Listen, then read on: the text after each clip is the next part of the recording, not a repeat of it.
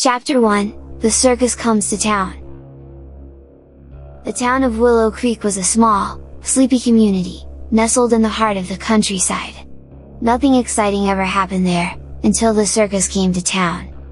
The circus was a small affair, with just a few tents and a handful of performers. But the star of the show was the clown, a tall, lanky figure with a shock of red hair and a painted-on smile. The children of Willow Creek loved the clown. He made them laugh with his silly antics and his balloon animals. But some of the adults were wary of him. There was something unsettling about the way he moved, as if he was not quite human. One night, a group of teenagers snuck into the circus grounds after hours. They wanted to see if they could catch a glimpse of the clown without his makeup. As they wandered through the empty tents, they heard a strange noise. It sounded like someone laughing, but it was distorted and twisted, as if it was coming from a nightmare. They followed the sound to the clown's tent, where they found him sitting in the corner, rocking back and forth.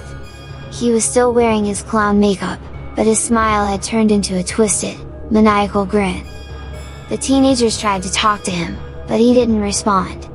They decided to leave him alone and sneak out of the tent, but as they turned to go, they heard a blood-curdling scream. They ran back to the tent, but the clown was gone. All that was left was a single red balloon, floating in the corner. The teenagers never spoke of the incident again, but they couldn't shake the feeling that the clown had followed them home. Chapter 2, The Clown's Revenge. After the incident at the circus, the teenagers of Willow Creek tried to put the clown out of their minds. They convinced themselves that it had just been a prank, a trick of the mind. But as the days went by, strange things began to happen. The first victim was a young boy, who claimed that he had seen the clown outside his bedroom window at night. He said that the clown had whispered his name, and beckoned him to come outside.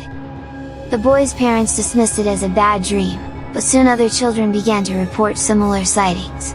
They said that the clown would appear in their dreams, and that they could hear his laughter echoing through the woods at night. The adults of Willow Creek tried to calm the children's fears, but they too began to see the clown. They said that he would stand at the edge of the woods, watching them with his cold, dead eyes. And then, the disappearances began.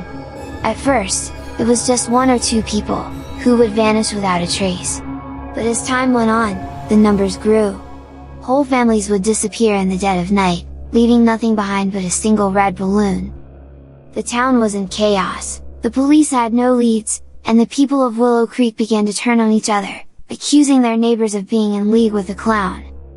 And then, one night, the clown appeared in the town square.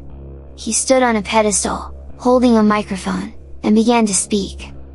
"I am the clown," he said, his voice carrying across the silent town. "I have come for my revenge.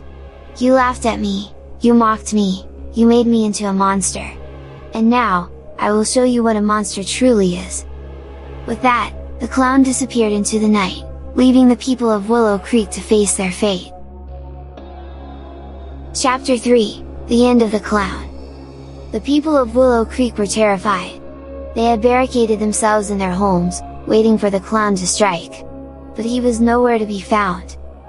For weeks, the town was silent, except for the occasional rustle in the woods, or the sound of a balloon popping in the distance.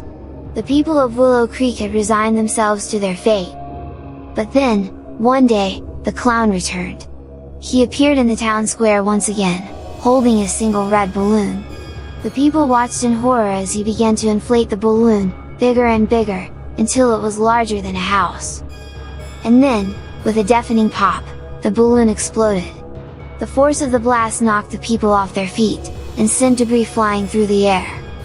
When the dust settled, the clown was gone. In his place, there was only a pile of rubble and a single, tattered clown costume. The people of Willow Creek breathed a sigh of relief. The clown was gone, and they could finally begin to rebuild their lives. But they knew that they would never forget the terror that he had brought to their town. Years went by, and the memory of the clown began to fade.